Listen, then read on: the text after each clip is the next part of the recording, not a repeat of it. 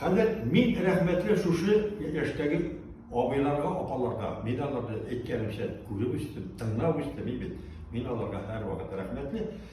Hem indi min konsertlerde onları dilge alam. Onlarga etkenim şey, rahmetli okuyayım. En birinci bizim avlakileri, Galicem Yahar. Nişe oynaydı, bas oynayamaz, oturup oynayamaz. Nalet oynadı.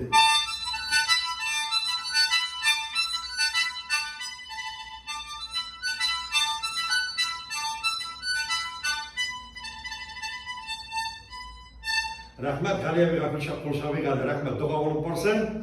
Hadi indi. Hadi yanında bitirmişiz dua olup var hareket. Raşit Mustafa ile var bizden bile. Helikopter duruyor aramızdan gitti. Mene şu şey ben kişiydi Raşit Mustafa. Raşit abi. Bir tüme vatıldığında sındı bilerse getir yazarımız. Nastroyka kirek, ne kirek, nedir, nota kirek mamla. Nerseler kirek, gel yardımcı oldu, gel evet kişiydi. Merhaba o topraklar zengin olsa evet. Bana şu Raşit Mustafa'yı bulup benim ile kuşatayım böyle. Bula yansıt diyorsun. Kuvalek.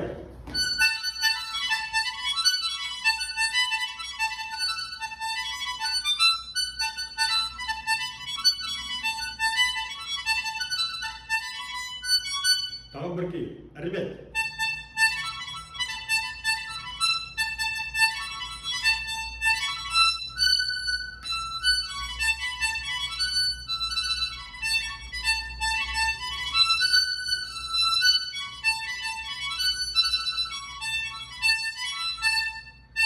Rahmet Raşit abiye dua bulup varsın.